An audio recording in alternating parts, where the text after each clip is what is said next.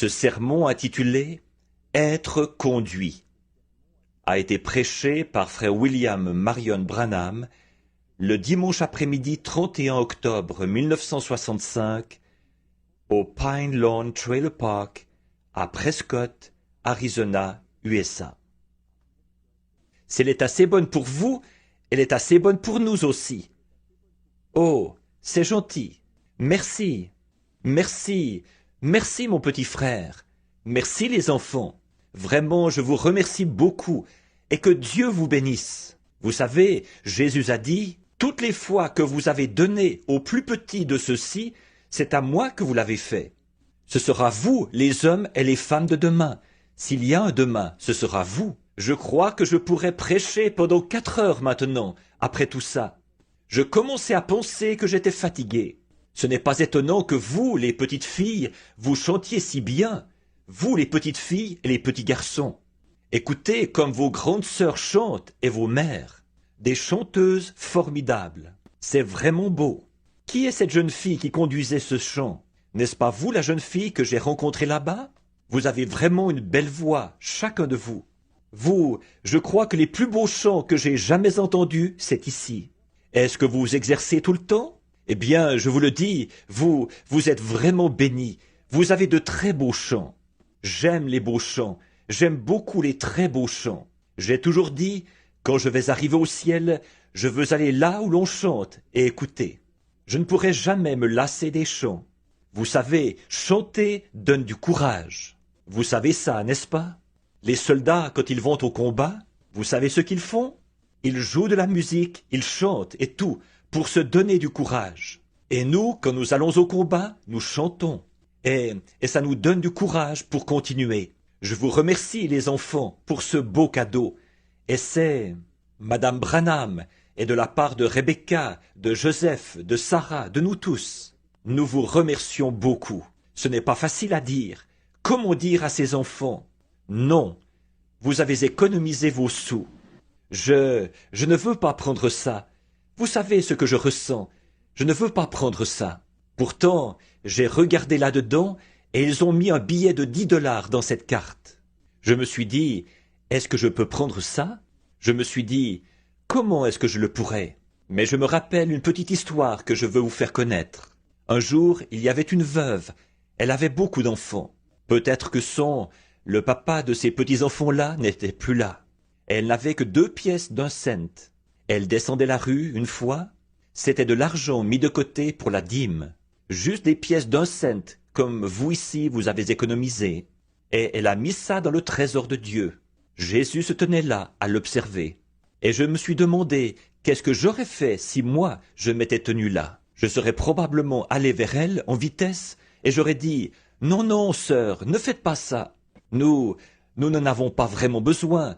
Vous en avez besoin pour vos enfants. Voyez, moi, je ne l'aurais pas laissé faire. Mais Jésus, il l'a laissé faire. Voyez-vous, il l'a laissé faire. Pourquoi? Il savait qu'il y a plus de bonheur à donner qu'à recevoir. Il savait ce qu'il allait faire pour elle. Voyez-vous? Alors je vous remercie, les enfants, de tout mon cœur. Je veux remercier chacun de vous, sans exception, pour ces bons moments de communion fraternelle. Frère Léo et frère Jean, en fait, ça a été 3 jours d'adoration pour moi. Même là-bas dans la jungle, quand j'essaye de me détendre et de me dire que je suis à la chasse, n'empêche que je vous regarde et que je vous écoute parler. Cet après-midi, j'ai eu le privilège de vous rendre visite dans vos maisons. Jamais je ne suis entré dans, je vais appeler ça un village, où j'ai vu autant de maisons et autant de gens aussi propres et aussi soignés, et autant de respect pour Christ et pour l'Évangile. Je n'ai jamais vu ça nulle part. Vous avez certainement commencé sur la bonne voie. Continuez simplement à avancer, et Dieu sera avec vous. Et j'ai pu voir certains d'entre vous. L'autre jour, j'avais vu quelques-unes des sœurs. Je ne les ai même pas reconnues, parce qu'à peu près tout ce que j'avais pu voir, c'était leurs yeux et leurs nez, qui dépassaient de leur capuchon. Maintenant, je crois que je vous connais mieux, grâce à la courtoisie de frère Léo et de frère Jean, qui m'ont emmené visiter vos maisons, et j'ai pu serrer la main aux petits-enfants, les prophètes et les prophétesses de l'âge à venir, s'il y a un âge à venir. Vous savez, Jésus aime les petits-enfants. Vous savez, il les aime vraiment. Et il y avait un petit garçon une fois nommé Moïse. Nous allons parler de lui tout à l'heure. Et c'était un très brave. Savez-vous ce qui a fait de lui, ce qui a contribué à faire de lui un brave garçon? Il a eu une bonne mère pour l'élever. Voyez, c'est ça.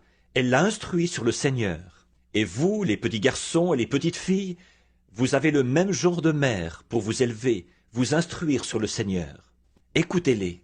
Savez-vous quel est le premier commandement de la Bible? Le premier commandement avec promesse, avec une promesse? C'est peut-être un peu difficile pour vous de comprendre ces commandements.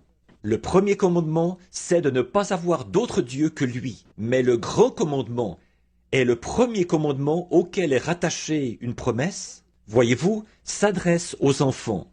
Le saviez-vous? Voyez-vous? Il a dit « Enfants, obéissez à vos parents, afin que vos jours se prolongent sur la terre que l'Éternel votre Dieu vous a donnée. D'écouter vos parents et de faire ce que vous faites là. Ça peut vous donner une vie plus longue sur la terre que l'Éternel vous a donnée. Plus de temps pour le servir. J'espère qu'aujourd'hui, je suis en train de regarder un groupe de prédicateurs, de chanteurs et d'évangélistes de l'époque à venir. S'il y a une époque après la nôtre, le seul problème chez vous, c'est que vous gâtez vos amis à mort. J'aime manger jusqu'à ce que je n'arrive plus à manger. Et je n'ai jamais été si bien traité. Même si j'avais été un ange descendu du ciel, je n'aurais pas pu être mieux traité.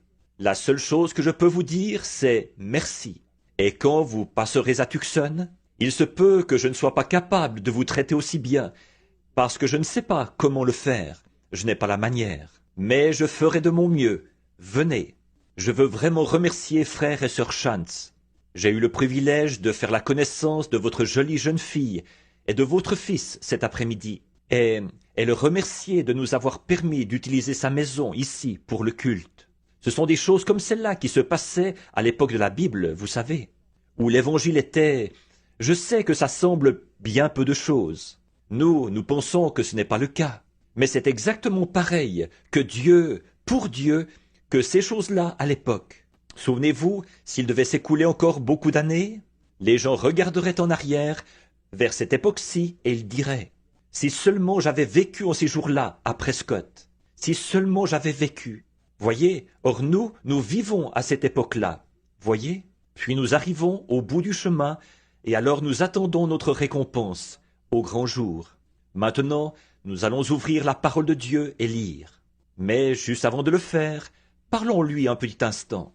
Cher Jésus, je ne peux exprimer mes sentiments et ma gratitude envers frère Mercier et frère Gaude, et tous ces braves gens et leurs petits-enfants, pour la gentillesse qu'ils nous ont témoignée depuis que nous sommes ici. Leur gentillesse dépasse toutes nos attentes. Nous savions qu'ils étaient aimables et gentils, mais nous ne savions pas que nous serions traités d'une façon si royale. Seigneur, je prie que ta présence soit toujours dans ce camp de gens, que le Saint-Esprit remplisse chaque cœur ici, et que tu leur donnes la vie éternelle. Et puissions-nous, comme nous apprécions la journée d'aujourd'hui, puisse-t-il y avoir un jour sans fin où nous nous rencontrerons dans la présence de celui que nous adorons et que nous aimons, pour lui donner toute la louange pour ces choses. En attendant ce temps-là, Seigneur, garde-nous loyaux envers lui et envers sa parole. C'est au nom de Jésus que nous prions. Amen. Bon, je vous ai gardé si longtemps ce matin que je vais tâcher de faire très vite cet après-midi et de parler d'une manière compréhensible pour les enfants et pour les plus âgés également. Je veux lire un passage de l'Écriture ici qui se trouve dans le livre de Marc. Et je veux en lire un bout à partir du verset 17 du chapitre 10 de Marc. Comme Jésus se mettait en chemin, un homme accourut et, se jetant à genoux, « Bon maître, lui demanda-t-il, que dois-je faire pour hériter la vie éternelle ?» Jésus lui dit, « Pourquoi m'appelles-tu bon? Il n'y a de bon que Dieu seul.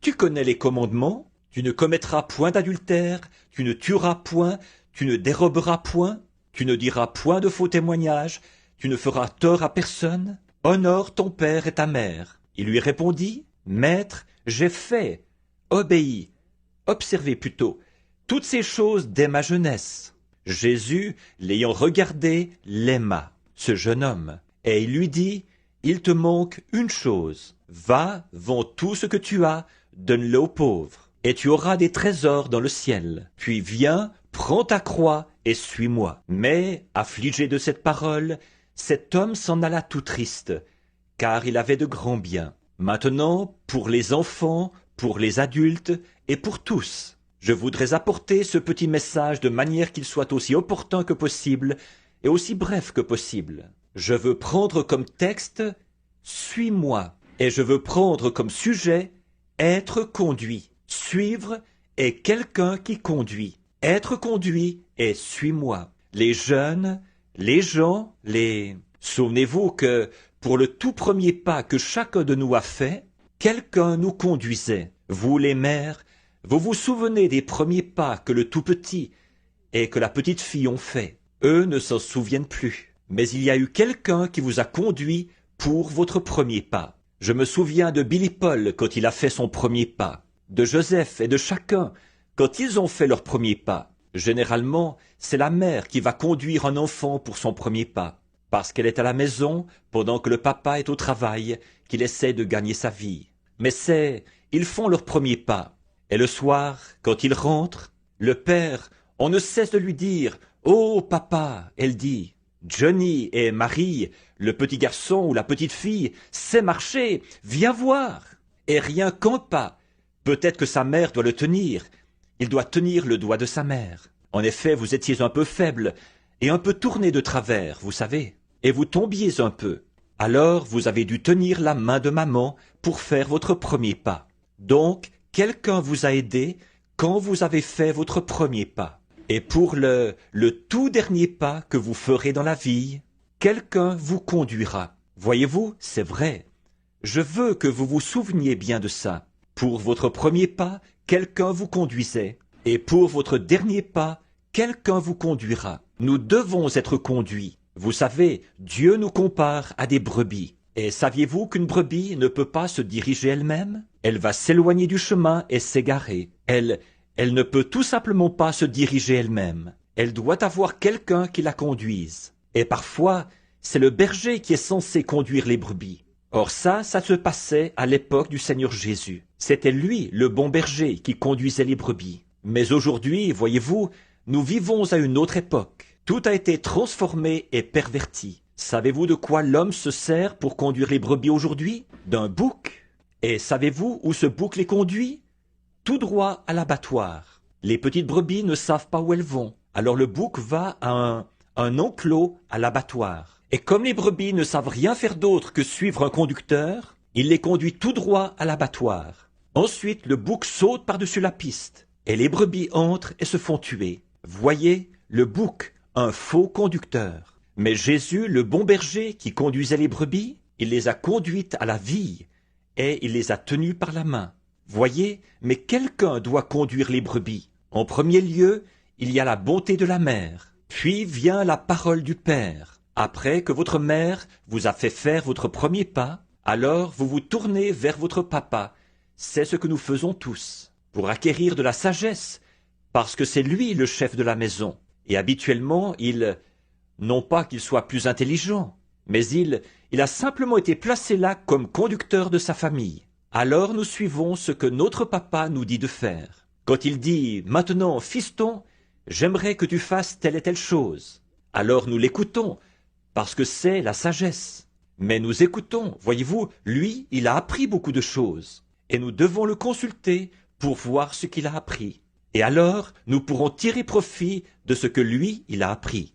Il nous dit, maintenant, ne va pas faire ceci, parce que moi-même je l'ai fait. Mon père m'avait dit de ne pas le faire, mais je l'ai fait. Et c'est à cause de ça que ceci m'est arrivé, quelque chose de mauvais. Donc, voyez-vous, alors notre papa, il nous dit comment procéder et comment faire ce qui est bien. Ensuite, après que notre mère nous a conduits jusqu'au moment où nous avons eu besoin de recevoir de notre papa un peu de sagesse pour comprendre, après ça, nous recevons un autre conducteur, une institutrice, une bonne maîtresse d'école. Elle va tâcher de vous enseigner et de vous donner de l'instruction, pour que vous puissiez mieux vous adapter dans la vie, pour que vous soyez en situation, en position de lire votre Bible, de lire les cantiques, et d'apprendre au sujet de Dieu, de lire par vous-même.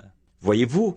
Et puis, autre chose, peut-être que vous aurez un commerce, et que quelqu'un vous écrira une lettre, que maman, papa, quelqu'un vous écrira une lettre, et vous ne pourriez pas la lire. Voyez? Donc l'institutrice, alors, c'est elle qui s'occupe de vous, et qui vous conduit pour que vous appreniez à écrire et à lire. Et c'est une bonne chose d'avoir une bonne institutrice pour bien vous enseigner. Mais bon, après que vous quittez ça, après que vous quittez l'institutrice, que vous êtes passé d'un professeur à l'autre, à partir du moment où vous étiez un petit écolier du primaire, un petit écolier de première année, jusqu'à ce que vous sortiez du secondaire ou que vous alliez à l'université. Puis, quand vous quittez l'université, alors les professeurs ont fini de vous conduire. Voyez? Donc maman vous a appris à marcher, voyez-vous? Papa vous a appris à être un brillant et gentil jeune homme, à vous débrouiller tout seul et à bien vous conduire.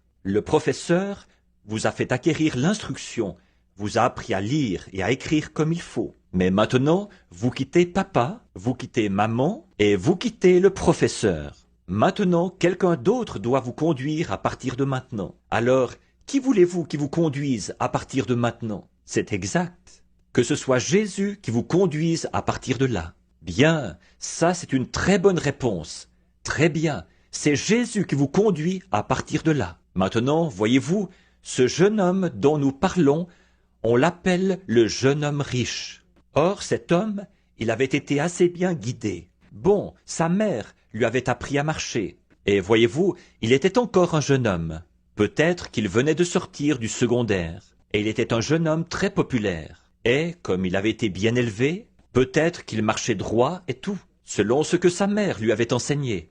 En plus, c'était un jeune homme qui avait bien réussi, parce que, remarquez, il était déjà riche, et il n'était qu'un jeune homme, de 18 ans peut-être, qui venait de sortir du secondaire. Et il était riche. Or, voyez-vous, il avait eu le professeur qu'il lui fallait pour lui apprendre à marcher comme il faut. Et il avait eu le professeur qu'il lui fallait, son père. Si bien que, même s'il était encore un jeune homme, il avait déjà de l'argent plein les poches. Il avait gagné beaucoup d'argent. Il se peut qu'il ait été c'était un chef. Même à cet âge-là, il avait très bien réussi. Voyez? Et donc, il avait eu un professeur qui lui avait enseigné ce qui est bien, comment procéder. Il avait de l'instruction. Et puis, il y a un autre professeur que ce jeune homme avait eu. Et pour celui-là, ça dépend de la façon dont on a été élevé. Mais ce jeune homme-là avait reçu un enseignement religieux chez lui. Or, il y a des enfants. Saviez-vous qu'il y a beaucoup de petits-enfants qui ne reçoivent aucun enseignement religieux chez eux? Leur père et leur mère ne croient pas en Dieu, et leur père et leur mère boivent, fument, se battent, et sortent chacun de son côté le soir et tout, et ne préparent pas le souper de leurs petits garçons et de leurs petites filles et tout. N'êtes-vous pas heureux d'avoir un père et une mère qui sont de très bons chrétiens? Quand vous aurez des enfants, n'est-ce pas que vous voudrez être un père et une mère comme votre père et votre mère? Voyez, bon, mais tout ça, c'est bien. Alors ce jeune homme avait reçu, en plus, il avait reçu un enseignement religieux. Voyez-vous, ça dépassait de beaucoup ce que certains ont reçu, parce qu'eux n'ont pas reçu d'enseignement religieux. Mais ce jeune homme avait reçu un enseignement religieux, puisqu'il a dit qu'il avait observé les commandements depuis qu'il était tout jeune. Or vous aussi, vous avez eu de bons enseignants religieux, chacun de vous. Et vous, les jeunes adolescentes et les jeunes adolescents, vous avez tous eu de bons enseignants. Votre père et votre mère, ici dans ce camp, qui vous ont inculqué toutes les capacités qu'on peut imaginer, qui soient possibles, pour que vous deveniez un homme et une femme vraiment très bien, un serviteur de Dieu. En effet, souvenez-vous, un jour, vous allez mourir, ou bien vous serez enlevé au ciel. Et si vous mourrez avant sa venue, c'est vous qui serez enlevés en premier. Saviez-vous ça? Saviez-vous que ceux qui sont morts, si maman et papa meurent avant vous, et que Jésus ne vienne pas dans notre génération, savez-vous que c'est eux, papa et maman, qui ressusciteront en premier, seront glorifiés avant vous? Voyez, la trompette de Dieu sonnera, et les morts en Christ ressusciteront premièrement. Ensuite, nous les vivants qui serons restés, nous serons enlevés avec eux. Nous serons changés comme ça. Nous devons nous souvenir que c'est ça l'essentiel dans la vie. Vous comprenez maintenant? C'est ça l'essentiel dans la vie. Ce que nous devons faire, c'est de nous préparer à rencontrer Dieu. Or, n'avoir que de la religion sans plus, ça ne marchera pas. Voyez, ce jeune chef ici, il a dit « Bon maître, maintenant sauvez-vous avant que je dise ça ». On lui avait enseigné à marcher droit. Il avait reçu une bonne éducation, on l'avait instruit dans les affaires, il était riche, il était un chef, et il avait de la religion. Mais il a été confronté à un autre problème. Un problème auquel tous nous sommes confrontés. La vie éternelle. La religion ne nous donne pas la vie éternelle. Être religieux, c'est une couverture, mais ça ne nous donne pas la vie éternelle. Lui, qui pourtant avait été instruit par les meilleurs professeurs qu'il y avait, il lui manquait quand même quelque chose. Et ce jeune homme le savait, puisqu'il a dit « Bon maître, que puis-je faire pour hériter la vie éternelle ?» Or vous, ici, vous croyez que Jésus est Dieu, n'est-ce pas? Donc il connaissait les pensées du jeune homme. Alors il lui a dit « Observe les commandements ». Il s'est reporté tout de suite à sa religion, pour voir ce qu'il allait dire de sa religion. Il a dit, en d'autres termes, là, pratique ta religion. Il a dit, c'est ce que j'ai fait dès ma jeunesse. Comme vous, les petits garçons, ma maman et mon papa et mon sacrificateur m'ont enseigné la religion. Mais je sais que, malgré ma religion, je n'ai toujours pas la vie éternelle. Voyez, vous pouvez être bon, vous ne volez pas, vous ne fumez pas, vous ne mentez pas. Ne mentez pas à papa et à maman. Ne dites pas ce premier mensonge, parce que, quand on en a dit un, alors c'est facile d'en dire un autre, voyez-vous. Mais vous ne devez pas faire ça. Ne dites pas un premier mensonge. Saviez-vous que votre corps n'est pas fait pour mentir? Vous savez, ils ont maintenant un appareil qui est relié à vos nerfs. Ils peuvent vous mettre une petite bande autour du poignet, ici, et vous en installer une autre autour de la tête. Ensuite, vous pouvez dire là, disons que vous vous dites... J'ai menti là-dessus, mais je peux le dire de façon tellement décontractée qu'ils vont croire que je dis la vérité. Et vous pouvez dire, s'ils disent, est-ce que vous étiez à un certain endroit? Par exemple, est-ce que vous étiez assis dans la roulotte de frère Chantz quand frère Branham prêchait le dimanche après-midi tel jour? Et vous dites, non monsieur, je n'y étais pas. Non monsieur, savez-vous ce que dira ce détecteur de mensonges? Oui monsieur, vous y étiez. Oui, monsieur, vous y étiez. Vous direz, non, je n'y étais pas. Ça va dire, oui, vous y étiez. Pourquoi? C'est parce qu'un mensonge, c'est quelque chose de tellement horrible. Le corps n'a pas été fait pour mentir. Et c'est quelque chose de tellement horrible que ça bouleverse tout le système nerveux quand vous mentez. Un bouleversement tel que ça va vous causer des ulcères, des tumeurs fongeuses, ça pourrait vous tuer. Et puis, un mensonge, c'est quelque chose de vilain. Parce que, voyez-vous, vous n'êtes pas censé mentir, ni voler, ni faire aucune de ces choses. Bon, donc, ce jeune homme avait probablement été... Il n'avait pas menti, il n'avait jamais volé, et il était conscient qu'il avait besoin de recevoir la vie éternelle. Alors il a dit, que puis-je faire pour l'avoir? Maintenant Jésus montre ici que ce n'est pas par la religion qu'on y arrive. Alors, il reprend tout de suite en lui disant « Observe les commandements ». Il a répondu « Maître, j'ai fait ceci depuis mon tout jeune âge. » Ou « Tout jeune, lorsque je n'étais qu'un tout petit enfant, j'ai fait ceci. » Mais il savait qu'il n'avait pas la vie éternelle. C'est alors qu'il a dit « Si tu veux entrer dans la vie éternelle, si tu veux être parfait, alors va vendre ce que... » Voyez-vous, bon, il n'y a pas de mal à avoir de l'argent. Voyez-vous, il n'y a pas de mal à avoir de l'argent, à être riche. Et être un chef, il n'y a pas de mal à ça. Par contre, il y a la façon dont vous agissez après que vous le soyez devenu. Voyez-vous, il lui a dit, va vendre ce que tu as et donne-le aux pauvres, aux gens qui n'ont rien. Puis viens, suis-moi, et tu auras des trésors dans le ciel. Mais ce jeune homme avait tellement d'argent qu'il ne savait pas quoi faire de tout ça. Or, voyez-vous, il était très populaire. Ce jeune homme-là l'était. Et il avait toutes les compétences nécessaires pour affronter la vie. Si on considère les compétences dont son père, sa mère, les sacrificateurs et tous les autres l'avaient pourvu. Mais quand même, il savait qu'il lui manquait quelque chose. Maintenant, je parle aux adultes. Il savait qu'il lui manquait quelque chose. Là, il n'avait pas la vie éternelle. Il le savait, voyez. La religion ne produit pas la vie éternelle. Les formes, les sensations de ressentir quelque chose, vous pourriez avoir peur et ressentir quelque chose, voyez. Pleurer, c'est bien. Pousser des cris, c'est bien. Mais encore là, ce qu'il faut, ce n'est pas ça, voyez-vous. Vous êtes confronté à la vie éternelle. Vous dites, eh bien, j'ai été un baptiste, un méthodiste, un presbytérien ou un pentecôtiste vraiment convaincu. Encore là, ce n'est pas la question. Ce jeune homme aussi, il l'était. On lui avait enseigné la religion de l'époque, mais il n'avait toujours pas la vie éternelle. Alors il voulait savoir ce qu'il fallait faire. Il avait été très bien guidé jusque-là, mais quand il y a été confronté, il a refusé d'être guidé vers la vie éternelle, ou d'y être conduit. Ses autres conducteurs avaient eu tellement d'emprise sur lui qu'il ne voulait pas abandonner tout ça.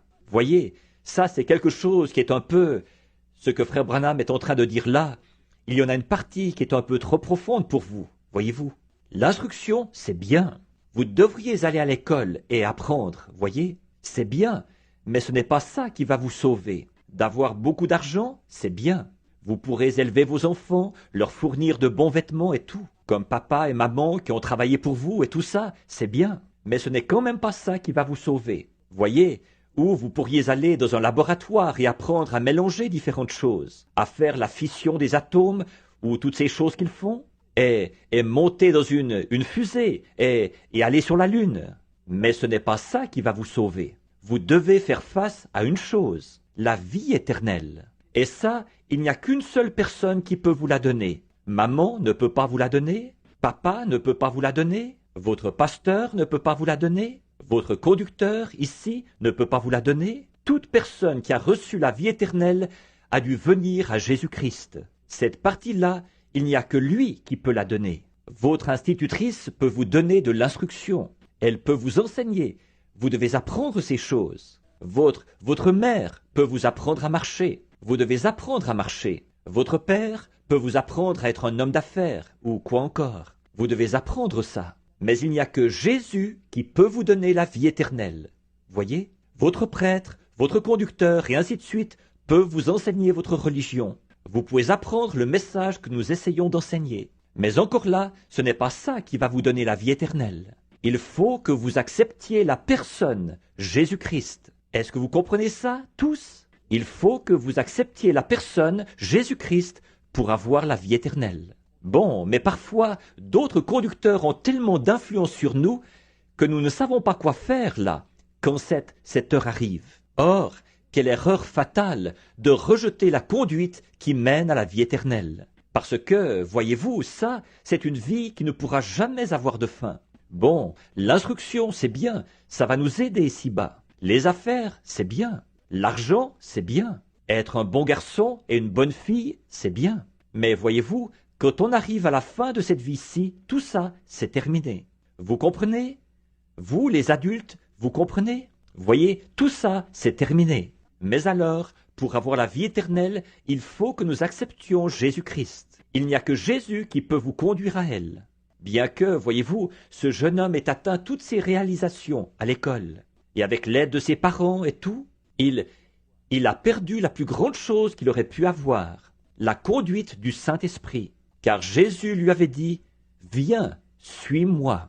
Et vous, les jeunes filles qui sortez de l'école, certaines d'entre vous vont probablement obtenir leur diplôme prochainement. Et vous, les jeunes hommes, la plus grande conduite qui existe, c'est celle de Jésus-Christ, car c'est cette conduite-là qui mène à la vie éternelle. Or, tous les êtres humains sont confrontés à cette conduite-là. L'occasion est donnée à chacun de choisir. Et c'est un grand privilège que nous avons dans la vie, celui de choisir. Un jour, vous savez, votre papa et votre maman, ils ont choisi d'avoir un gentil petit garçon et une gentille petite fille, comme vous tous. Et puis vous avez le droit, un peu plus tard, de choisir si vous voulez apprendre de votre professeur ou pas. Le professeur peut vous enseigner, mais vous pouvez être un mauvais petit garçon qui ne veut tout simplement pas apprendre, une mauvaise petite fille qui ne veut pas du tout écouter. Voyez-vous, vous avez le choix, même si vous êtes petit. Votre mère dira « Est-ce que tu as eu excellent comme note sur ton bulletin scolaire ?»« Non, j'ai eu très mauvais. » Voyez, or vous pouvez. Votre mère dira « Maintenant, tu dois étudier. » Et c'est ce que vous devez faire là. Étudier sans relâche, comme votre mère vous l'a dit, comme votre papa vous l'a dit. Voyez-vous, vous devez étudier. Mais vous avez le choix. Vous pouvez le faire ou ne pas le faire. Vous pouvez dire « je ne veux pas ». Voyez-vous, vous avez le choix. Un peu plus tard, vous aurez à faire un choix. La jeune fille que vous allez épouser, le garçon que vous allez épouser. Vous avez un choix à faire dans tous les domaines de la vie. Et puis, vous avez un autre choix à faire si vous voulez vivre après cette vie-ci. Ou si tout ce que vous voulez, c'est être une personne bien, très en vue.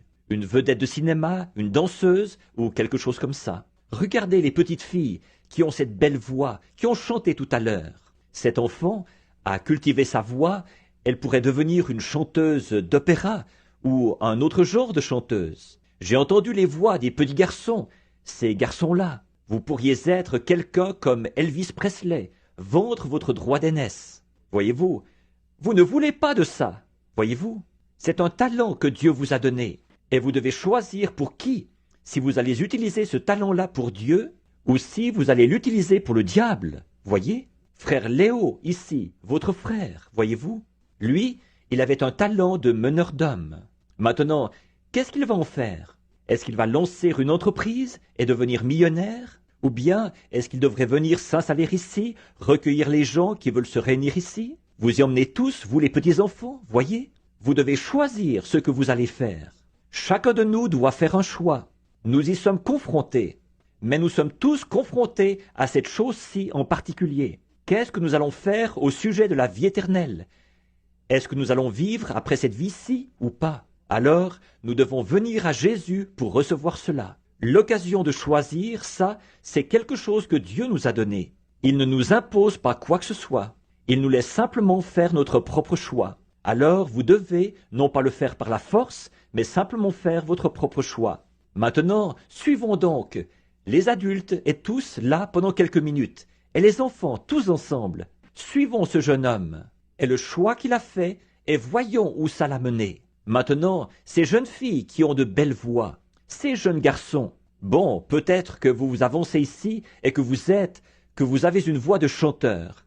Maintenant, prenons donc cet exemple-là. Vous pourriez, un jour, il se pourrait que vous vous en serviez, Vous connaissez ce jeune homme du nom d'Elvis Presley? Vous avez entendu mes bandes. Vous m'avez entendu. Je ne dénigre pas ce jeune homme. Mais ce jeune homme a eu l'occasion que vous avez. Voyez?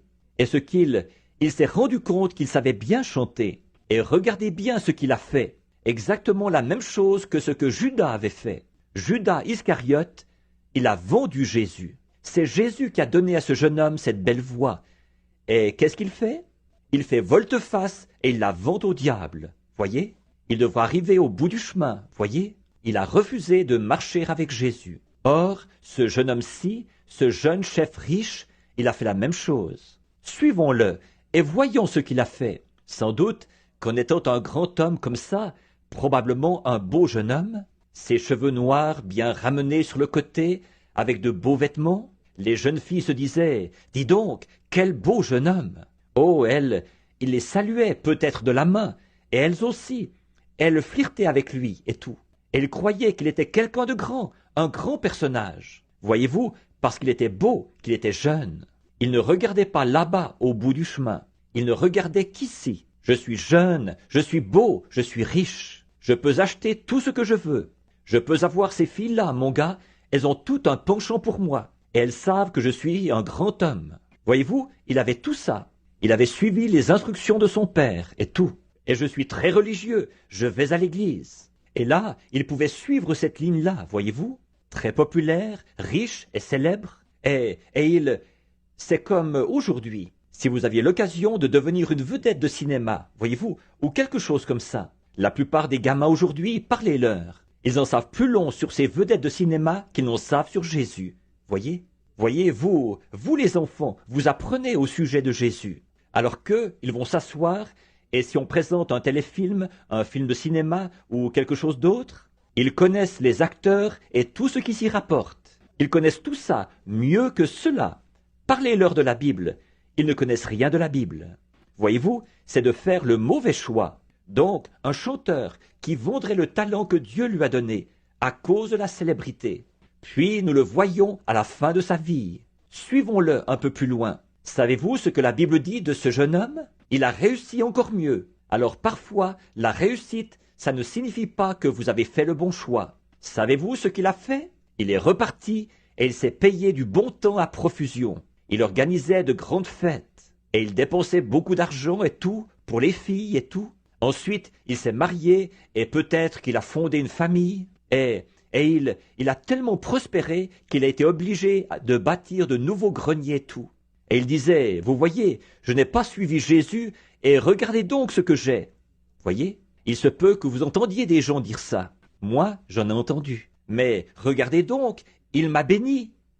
Ça ne veut pas dire que c'est tout ce qui compte. Voyez, au bout d'un certain temps, ses greniers se sont remplis d'abondance, au point qu'il a même dit, mon âme, repose-toi. J'ai tellement d'argent et tellement bien réussi, et je suis un si grand homme, je fais partie de tous les clubs, et j'ai la richesse du monde entre les mains. Je suis propriétaire de grandes étendues de terre, et de grosses sommes d'argent.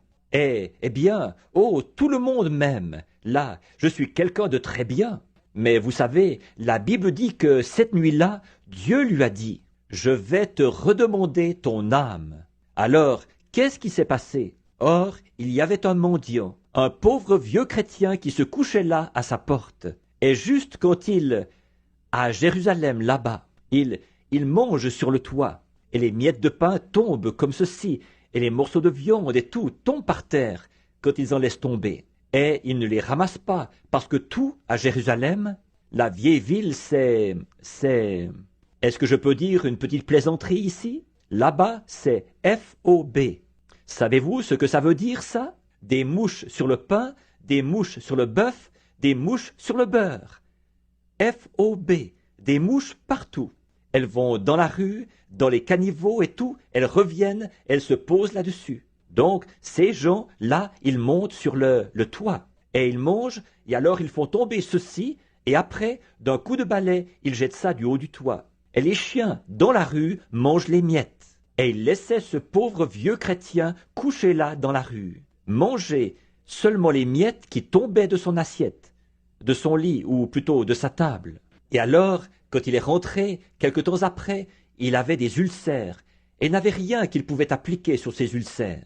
Il s'appelait Lazare, et les chiens sont venus lécher ses ulcères pour essayer de l'aider à se rétablir. Eh bien, vous savez, quelque temps après, cet homme riche, là, il voyait qu'il avait assez d'argent pour se payer des médicaments de toutes sortes s'il tombait malade, avoir toutes sortes de médecins. Mais vous savez, parfois les médecins ne peuvent pas nous aider. Les médicaments ne nous aident pas. Rien ne peut nous aider. Nous sommes à la merci de Dieu. Et il est arrivé au bout du chemin. Les médecins n'ont pas pu l'aider, les infirmières n'ont pas pu l'aider, les médicaments n'ont pas pu l'aider, et il est mort. Et alors, quand son âme a quitté son corps, voyez-vous, elle a laissé derrière elle tout son argent, toute son instruction, tout ce qu'il avait, toute sa popularité. On lui a fait des funérailles grandioses. Peut-être qu'on a mis le drapeau en berne. Et le maire de la ville est venu, et le prédicateur est venu, et il a dit, maintenant notre frère s'en est allé dans la gloire, et tout comme ça. Mais la Bible dit que, dans le séjour des morts, il leva les yeux en proie au tourment. Et il regarda au loin, de l'autre côté de ce grand abîme, là, et il vit au ciel ce mendiant qui s'était couché là-bas, à sa porte. Et il s'est écrié, « Envoie Lazare ici avec un peu d'eau, ces flammes me font souffrir cruellement. » Il lui a répondu, « Oh non, tu vois, tu as fait le mauvais choix dans la vie. » Voyez-vous, quand il est arrivé au bout du chemin, au moment de quitter cette vie, il avait été conduit par la religion, il avait été conduit par l'instruction, il avait été conduit par l'influence de sa réussite, mais voyez-vous, il n'avait rien qui puisse le tenir par la main. Ces choses prennent fin là. Tu comprends, mon petit? Vous, les adultes, vous comprenez ce que je... Voyez-vous, il n'avait rien qui puisse le soutenir. Son argent ne pouvait pas le soutenir, ses amis et les médecins ne pouvaient pas le soutenir, les médicaments ne pouvaient pas le soutenir, son sacrificateur, sa religion ne pouvait pas le soutenir. Alors, il ne lui restait plus qu'une chose à faire. Et il avait refusé d'accepter Jésus, la vie éternelle. Alors, qu'est-ce qu'il a dû faire? Sombrer dans la mort, dans le séjour des morts. Quelle erreur fatale ce jeune homme avait commise quand il avait refusé de marcher avec Jésus, d'être conduit par Jésus. Il avait refusé de le faire. Tant de jeunes commettent cette erreur-là aujourd'hui. Ils refusent d'être conduits par le par le Seigneur Jésus. Maintenant, nous voyons combien il est fatal de refuser la vie éternelle, de refuser d'être conduit par Jésus. Une conduite, alors qu'il a dit « Viens, suis-moi ». Vous voyez ce que ce beau jeune homme disait cet après-midi? Quand vous quittez l'école, quand vous sortez de là, vous avez besoin d'un autre conducteur, mais que ce soit Jésus. Et Jésus est la Bible. Croyez-vous ça? Ceci, c'est la vie de Jésus et ses commandements pour nous sous forme écrite. Donc, nous devons examiner ceci pour voir. Ceci est le plan. Ceci est la carte qu'il nous a dit de suivre pour nous engager dans la vie éternelle. Donc, nous voyons que ce jeune homme a été perdu. Est-ce que vous avez le temps de considérer un autre jeune homme riche qui, lui, a agi comme il faut? Est-ce que vous aimeriez écouter ça? Très bien, on va essayer là. Maintenant, considérons un autre jeune homme riche qui était confronté à la même chose. Or, nous voyons où ce jeune homme-là s'en est allé, lui qui avait mené une assez bonne vie. Mais il est mort et il était perdu dans le séjour des morts. Et maintenant ici, nous allons parler d'un autre jeune homme qui était confronté à la même chose. C'était un homme riche, un jeune homme, et c'était un chef. Mais lui, il a accepté d'être conduit par Christ. Comme le jeune homme nous le disait tout à l'heure, que nous devrions le laisser nous conduire. Le passage de l'Écriture qui se rapporte à ça se trouve, si vous voulez le chercher après que j'aurai terminé, voyez, c'est dans Hébreux au chapitre 11 et du verset 23 au verset 29. Je vais le lire, ça vous va? Vous allez me supporter encore un petit instant, n'est-ce pas? Vous n'y verrez pas d'objection si moi je n'en vois pas, n'est-ce pas? Voyez? Alors nous allons simplement le lire. Comme ça, vous pourrez dire, j'ai entendu frère Branham lire ça dans la Bible. Voyez? Et comme ça, vous savez que c'est bien là. Ce n'est pas ce que moi j'ai dit, c'est ce que lui a dit. Voyez-vous? Maintenant, regardez bien. C'est par la foi que Moïse, à sa naissance, fut caché pendant 3 mois par ses parents parce qu'ils virent que l'enfant était beau et qu'ils ne craignirent pas l'ordre du roi. C'est par la foi que Moïse, devenu grand, refusa d'être appelé fils de la fille de Pharaon. Écoutez, aimant mieux être maltraité avec le peuple de Dieu que d'endurer pour un temps la jouissance du péché. Regardant l'opprobre de Christ. Il y a très longtemps, du temps de Moïse, encore là, c'était Christ. Voyez, il est le seul qui a la vie éternelle. Voyez, regardant l'opprobre d'être traité de fanatique, d'exalté ou de quelque chose comme ça, vous savez. Voyez, regardant l'opprobre de Christ comme une richesse plus grande que les trésors de l'Égypte, car il avait les yeux fixés sur la rémunération. Maintenant, savez-vous ce que ça veut dire, ça? Ça veut dire ceci. À sa naissance, Moïse était un garçon pauvre, très pauvre. Son père s'appelait Amram. Sa mère s'appelait Jochébed. Et ils étaient très pauvres, mais c'étaient des chrétiens. Ils travaillaient dur. Ils étaient en esclavage. Ils devaient faire des briques avec de la boue et tout pour le vieux roi. Savez-vous quoi? Un jour, la fille de ce roi est descendue au fleuve, où la mère de Moïse, Jochébed, l'avait pris et l'avait déposé dans un petit radeau, là, sur le fleuve, comme ça. Et les vieux crocodiles avaient dévoré tous les petits bébés. On les tuait et on les jetait dans le fleuve. Or, c'est en plein là qu'elle l'avait déposé. Et savez-vous comment elle a pu éloigner les crocodiles de lui? Elle avait fabriqué cette petite arche dans laquelle elle l'avait mis.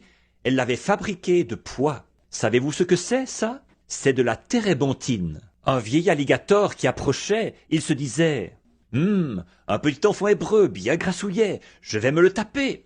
Il l'avait entendu pleurer comme ça. Il arrivait là, quelle odeur!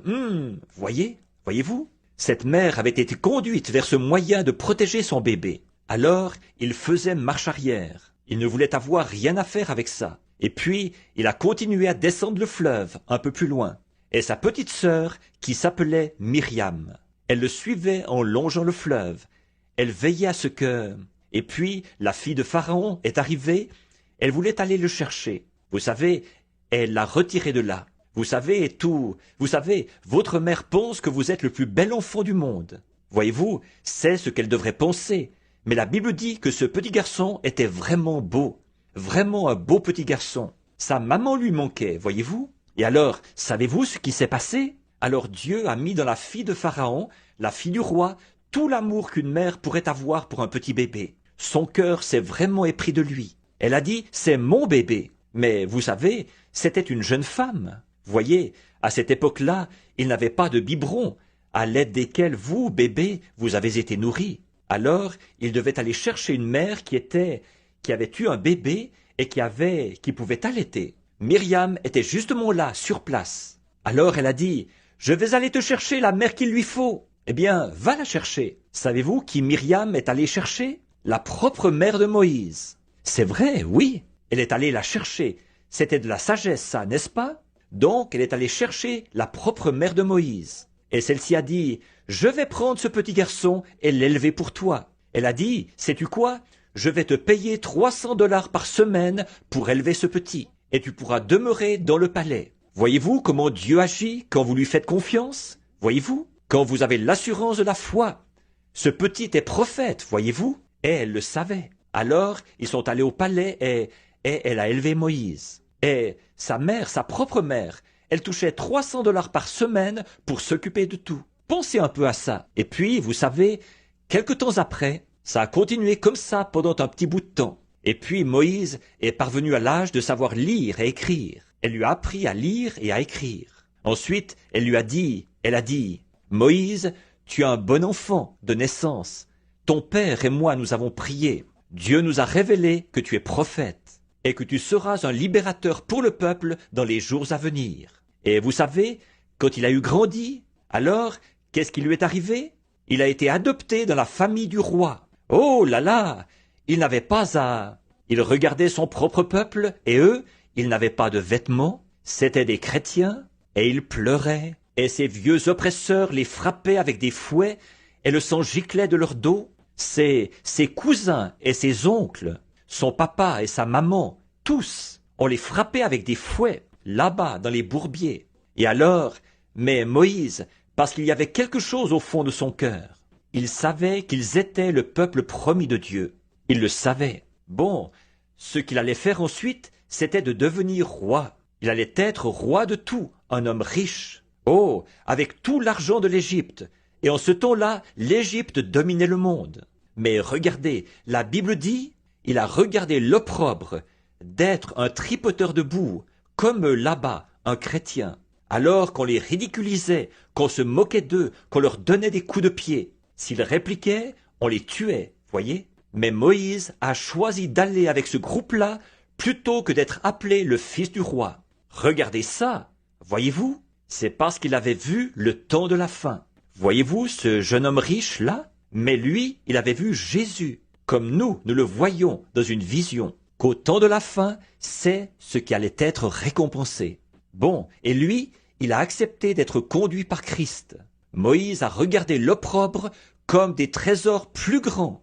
Vous savez, parfois, vous, les petits garçons, quand vous êtes à l'école, des petits garçons vont dire des mots grossiers, et ils veulent que vous aussi vous en disiez. Vous, les petites filles, des petites filles vont dire des grossièretés, et elles veulent que vous aussi vous en disiez.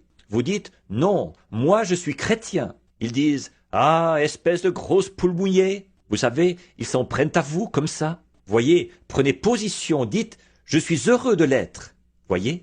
En effet, voyez-vous, c'est ça que Moïse a fait. Il a regardé l'opprobre de Christ comme des trésors plus grands que tous ceux de l'Égypte. Maintenant, suivons-le, lui qui était conduit par Christ, et voyons ce qu'il a fait. Or, voyez-vous, ce jeune homme était riche, le premier jeune homme. Mais il n'a pas voulu de Christ. Il n'a pas voulu être un disciple de Jésus. Alors nous voyons qu'il était très populaire. Il se peut qu'il soit devenu une vedette de cinéma et quelqu'un de remarquable. Dans toutes les choses qu'il a pu entreprendre et tout ce qu'il a voulu. Mais quand il est mort, il n'avait personne pour le conduire. Alors son instruction, c'était bien. Son argent, c'était bien. Mais quand la mort est venue, tout ça, c'était terminé.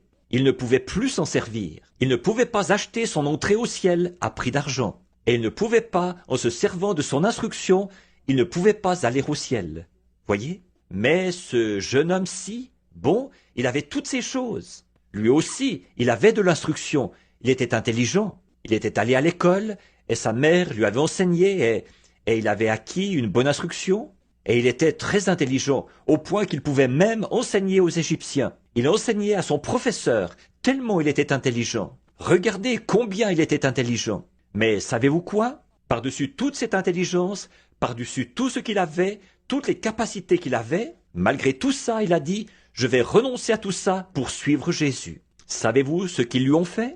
Ils l'ont chassé. Il est devenu un esclave tripoteur de boue comme les autres. Mais un jour, devenu adulte, il faisait paître les brebis derrière le désert. Et qu'est-ce qui est arrivé? Est-ce que quelqu'un peut me dire ce qui est arrivé? Qu'est-ce qu'il y a eu? C'est exact. Il y avait un feu dans le buisson, ce qui a attiré son attention. Il s'est détourné, et savez-vous quoi? Au lieu que j'enseigne aux enfants, maintenant ce sont les enfants qui vont se lever et m'enseigner. Et donc, ce petit garçon-ci, il a tapé en plein dans le mille. Qui est ton papa? Monsieur Chantz est ton papa. Ce garçon-là a été enseigné, n'est-ce pas? Chacun d'eux, tous avec leurs petits yeux brillants, ils regardent dans la même direction. Chacun veut devancer l'autre, voyez-vous? Donc maintenant, regardez, c'est ce qu'il a fait, et ce buisson l'avait attiré, en feu. Alors il a dit, je vais me détourner pour voir ce que c'est. Et Dieu a dit à Moïse, ôte tes souliers, la terre sur laquelle tu te tiens est sainte. Je t'ai choisi pour aller délivrer mon peuple. Je te donne la puissance, tu pourras frapper la terre de plaies, tu pourras changer l'eau en sang, tu pourras faire venir des puces et des poux. Rien ne pourra te faire du mal. Je te choisis. Pourquoi? Parce qu'il avait choisi Christ. Voyez? Vous choisissez Christ et lui, il vous choisit. Voyez? Alors il a dit, tu m'as choisi et je t'ai choisi pour descendre en Égypte. Et regardez ce qu'il a fait. Il a conduit 2 millions de personnes. 2 millions de personnes sont sorties, son peuple. Et il les a amenés dans le pays promis. Et donc il a suivi. Nous le suivons tout au long du désert. Vous, les enfants, vous avez entendu frère Léo, frère Jean, votre papa et votre maman vous raconter tout ce qui s'est passé dans le désert, qu'il a fait descendre du pain du ciel et a nourri les affamés, et toutes ces choses. Et maintenant, le voici devenu un vieillard. Il est très vieux. Il a 120 ans, et il est dans le désert. Et d'ailleurs, les gens ne le traitaient pas avec beaucoup d'égard, voyez-vous. Parfois, les gens qui se disent chrétiens ne vous traitent pas avec beaucoup d'égard. Mais Jésus vous traite toujours avec beaucoup d'égard. Voyez? Et donc, nous voyons que les gens se sont révoltés contre lui. Mais il est quand même resté avec eux. Il était le conducteur et il devait rester avec eux. Et les anges de l'Éternel lui parlaient. Vous aimeriez que ça vous arrive, ça, n'est-ce pas? Alors, faites le bon choix. Choisissez Jésus et il le fera. Et puis, nous voyons là qu'au bout du chemin, il se faisait très vieux. Il ne pouvait plus prêcher et sa voix s'était affaiblie. Alors il a béni Josué et il est monté jusqu'au sommet de la colline pour mourir. Savez-vous ce qui est arrivé quand il est mort? Là-bas, qu'est-ce qui s'est passé? C'est tout à fait exact. C'est tout à fait exact. Maintenant, vous dites, où est-ce que ça se trouve, ça? Un instant, là, ce garçon a raison, voyez-vous? Il a été ressuscité des morts. Maintenant, voyez, maintenant regardez, il l'a ressuscité des morts. Pourquoi? Parce que 800 ans plus tard, le voilà en Palestine. Il était encore là avec son conducteur. Jésus, lui qui avait regardé l'opprobre de son nom comme des trésors plus grands que toutes les richesses de l'Égypte. Il avait regardé, son conducteur était là. Vous savez, il a été appelé dans la Bible, vous savez, il y avait un rocher qui accompagnait Israël. Et quand Moïse était sur le point de mourir, il est monté sur ce rocher. Et ce rocher, c'était Jésus. Vous vous souvenez quand Jésus parlait dans Jean chapitre 6? Eh bien, il disait, nos pères ont mangé la manne dans le désert. Il a dit, c'est mon père qui vous a donné cette manne.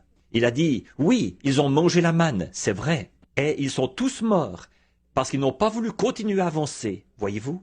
Il a dit, ils sont tous morts. Mais il a dit, je suis le pain de vie qui est descendu du ciel d'auprès de Dieu. Nos pères ont bu un rocher. Moïse a frappé le rocher, ils ont dit, et les eaux sont sorties. Il a dit, je suis ce rocher qui était avec lui. Et regardez, quand Moïse est mort, il est monté sur ce rocher. Savez-vous ce qui s'est passé? La Bible dit que des anges sont venus l'emporter. Comme c'est différent de l'autre jeune homme. Ce jeune homme-là, voyez-vous, quand lui, il est mort, il n'avait personne pour le soutenir. Alors il a simplement sombré dans les ténèbres, dans le séjour des morts. Et il s'y trouve maintenant. Voilà. Alors quand Moïse a quitté cette vie, qu'il s'en est allé, lui, il avait choisi un conducteur. Sa maman l'avait bien conduit, son père lui avait bien enseigné. Ensuite, quand il a atteint la maturité, un jeune homme, alors il a dit « Je vois la vie éternelle. Si j'accepte d'aller avec ces pauvres gens délaissés et que je marche avec eux parce qu'ils sont le peuple de Dieu, je ne suis pas obligé de le faire. Je pourrais devenir roi, mais je ne veux pas être roi. Je pourrais avoir tout l'argent de l'Égypte parce que c'est à moi que tout ça va appartenir. Je n'en veux pas, je préfère marcher avec Jésus. » Et puis, quand il a traversé cette vie, et puis qu'il était sur le point de quitter cette vie, voilà son conducteur qui le prend par la main. Ne voulez-vous pas ce conducteur-là? Tous, nous voulons ce conducteur-là, n'est-ce pas? Qui nous tienne par la main. Des centaines d'années plus tard, il a été vu avec son grand conducteur. Il avait conduit, il avait fait le choix de sa jeunesse. Et par conséquent, Dieu le soutenait. Savez-vous quoi? L'homme riche est dans le séjour des morts. Ce jeune homme riche qui avait refusé. Voyez? Or, souvenez-vous, il avait de l'instruction. Il avait de la religion. Il allait à l'église. C'était un brave homme. Mais il avait refusé Jésus. Voyez? Et ce jeune homme-ci, il était instruit et il avait de la religion. Mais lui, il a voulu de Jésus. Voyez-vous? Moïse aurait été un homme beaucoup plus riche que ce jeune homme. Parce que tout ce que lui avait, c'était de l'argent. Probablement des fermes et des choses comme ça, et peut-être qu'il faisait de la politique et tout. Mais Moïse, il allait devenir roi de la terre. Et il a renoncé à tout ça. Et savez-vous quoi, les enfants? Quand il n'y aura plus d'Égypte, et quand il n'y aura plus de trésors, il y aura toujours un Moïse. Parce qu'il a fait le bon choix. Voyez? Il a choisi ce qu'il fallait pour le conduire. Quand il n'y aura plus de grandes pyramides. Vous avez lu au sujet des pyramides en Égypte? Un de ces jours, elles seront réduites en poussière sous l'impact de la bombe atomique. Toutes les richesses du monde, les gens les lanceront dans l'air, et ils pousseront des cris, et ils diront que la rouille de leurs richesses ronge leur chair, et ils pousseront des cris et des hurlements. Voyez-vous, elles auront une fin, mais ceux qui acceptent que Jésus les conduise, ils ne mourront jamais. Ils ont la vie éternelle. Même s'ils meurent naturellement ici, Jésus les ressuscitera. Vous devez faire un choix. Votre choix déterminera ce que sera votre destination éternelle. Souvenez-vous, Jésus demande à chacun de nous, « Suis-moi si tu veux la vie. » Voyez, être conduit. « Suis-moi et tu auras la vie éternelle. » Et je suis sûr que même nous, les adultes, nous retirons aussi quelque chose de ceci. Si vous voulez la vie, vous devez l'accepter. Vous voulez la religion, acceptez-la. Si vous voulez ce que vous devez faire, ce que vous accepterez, c'est ce que vous recevrez. Mais quant à moi et à vous et à ces petits-enfants, souvenez-vous, vous avez une invitation. Jésus a dit, « Suis-moi et reçois la vie éternelle. » C'est ce que nous voulons faire, n'est-ce pas? Maintenant, combien d'entre vous veulent vraiment suivre Jésus? Et vous vous dites, « Eh bien, quand je serai assez grand et assez vieux pour faire mon choix, et pour faire ce que... Peu m'importe combien j'ai d'argent, combien je suis pauvre, combien les gens se moquent de moi et tout le reste. Moi, je veux suivre Jésus. Je veux faire le choix de Moïse, et non celui du jeune homme riche. Combien veulent faire ça, ici même? Maintenant, vous voulez vraiment le faire? Je veux que vous vous leviez avec moi. Je veux que vous posiez votre main gauche sur votre cœur, et que vous gardiez votre main droite levée. Je veux que vous fermiez les yeux maintenant et que vous courbiez la tête, et que vous répétiez simplement après moi les paroles suivantes. « Cher Jésus, je m'engage à te donner ma vie. J'ai écouté cette prédication alors que deux jeunes hommes avaient fait leur choix. Je ne veux pas suivre la voie du jeune homme riche,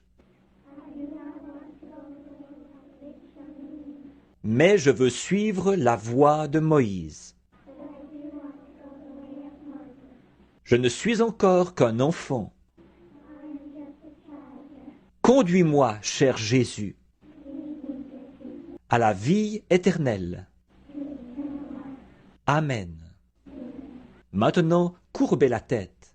Cher Jésus, un jour, pendant ton pèlerinage ici sur terre, on t'a amené des petits enfants comme ceux auxquels j'ai parlé cet après-midi.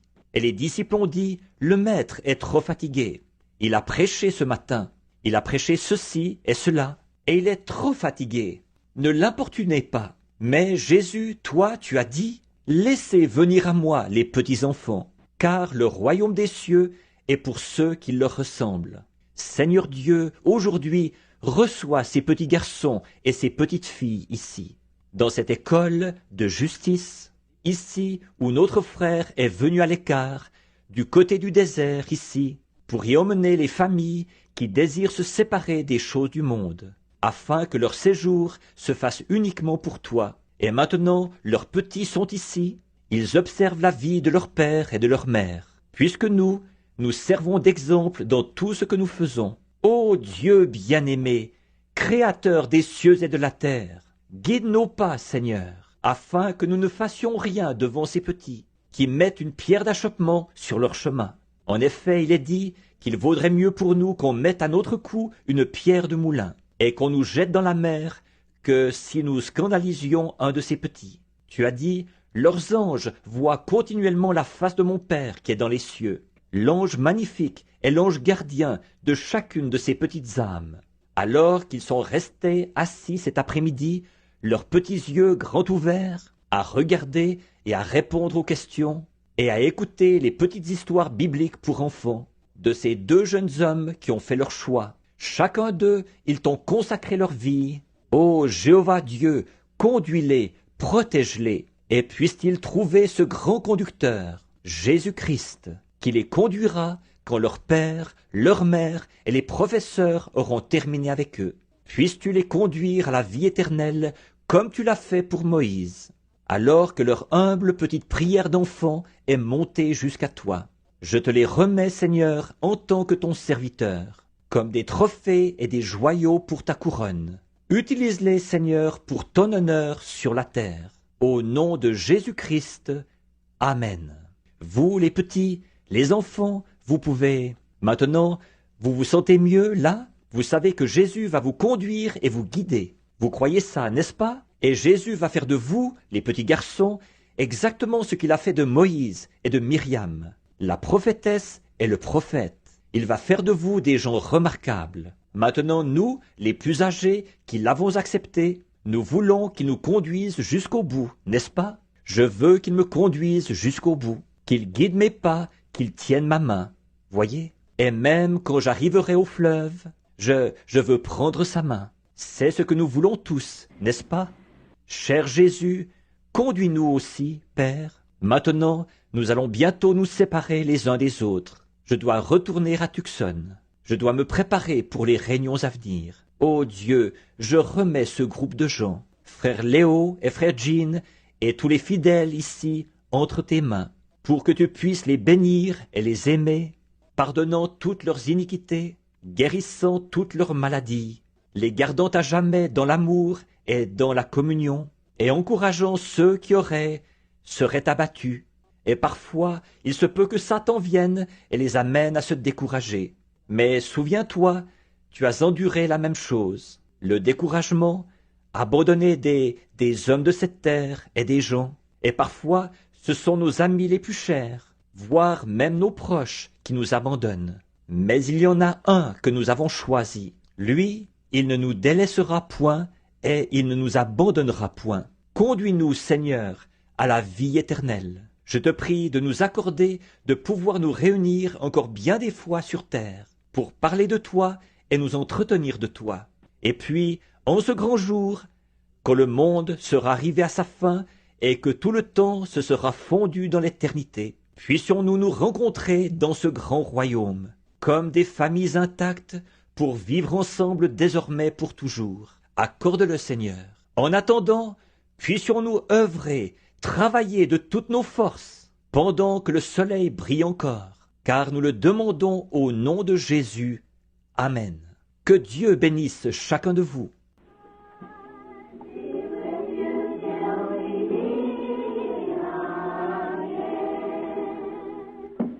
Amen. Que par son conseil, il vous guide, vous soutienne.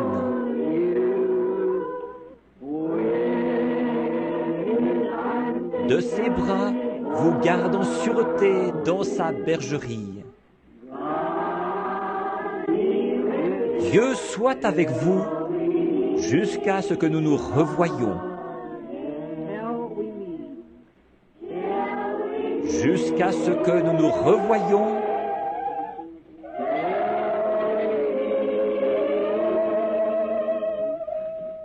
Réunis aux pieds de Jésus.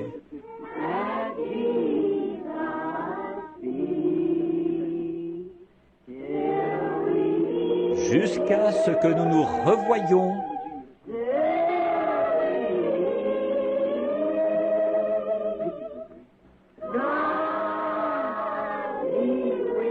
Merci à vous les gens d'ici. Dieu soit avec vous jusqu'à ce jour. Que Dieu vous bénisse tous.